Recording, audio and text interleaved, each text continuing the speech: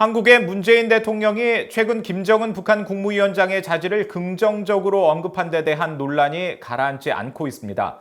국제인권단체의 즉각적인 반발이 나온 뒤에 미국 내 전문가들 사이에서도 왜곡된 인식이라는 비판이 이어졌습니다. 조상진 기자가 보도합니다. 미국 백악관 국가안보회의 아시아 선임부조관을 지낸 마이클 그린 전략국제문제연구소 CSIS 선임부소장은 김정은 북한 국무위원장에 대한 문재인 한국 대통령의 호평을 역사에 오점을 남긴 발언이라고 비판했습니다.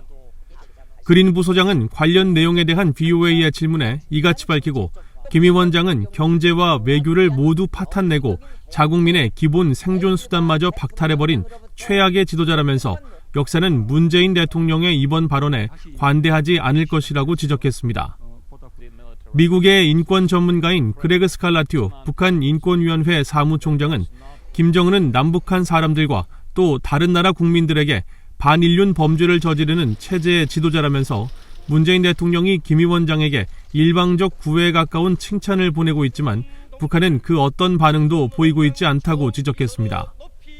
또 문 대통령은 정작 김정은을 칭찬하면서 북한에 억류돼 있는 자국민에 대해서는 전혀 언급하지 않고 있다며 미리북 혐의로 7년 8개월째 억류 중인 김정욱 선교사 등 북한에 억류된 한국인 6명의 문제를 상기시켰습니다.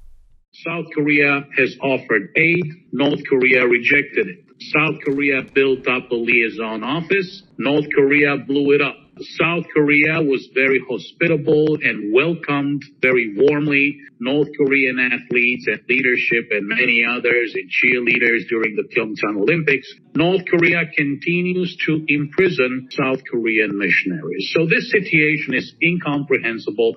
In my view, the failure of leadership on President Moon Jae-in's part. 북한 노동당 39호실 고위 관리를 지낸 리정호 씨는 북한에서 김일성과 김정은에 대한 평가는 상당히 다르다면서 북한 관리들조차 김정은이 솔직하고 국제 감각이 있다는 문 대통령의 칭찬에 황당해할 것이라고 말했습니다. 북한 엘리트들도 김정은 곁에 가까이 가지 않으려고 회피하는 상황이고 그 자립성에 치르고 있는데 그렇게 인권을 말살하는 독재자를 솔직하다느니 열정적이라느니 국제적 감각이 있다고 말할 수 있나요? 북한 사람들 누가 그런 말을 인정하겠습니까? 김정은이 정말 솔직하다면 비핵화 약속을 지켜야 하잖아요. 무엇이 솔직하다는 건가요? 미첼리스 전 국무부 정책기획실장은 도널드 트럼프 전 미국 대통령이 그랬던 것처럼 북한 지도자를 감싸는 듯한 문 대통령 특유의 화법과 태도가 도를 넘었으며 북한 문제 해결을 더욱 어렵게 만들고 있다고 비판했습니다. 그러면서 그렇게 하지 말아야 하는 모든 증거에도 불구하고 북한과의 화해를 끈질기게 추구하는 문 대통령에게서 일종의 극기심마저 엿보인다며 이는 헛고생이 될 뿐이라고 지적했습니다.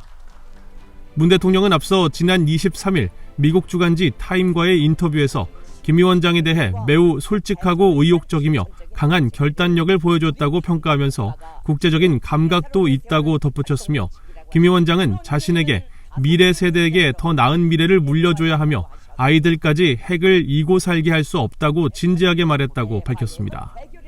VOA 뉴스 조상진입니다.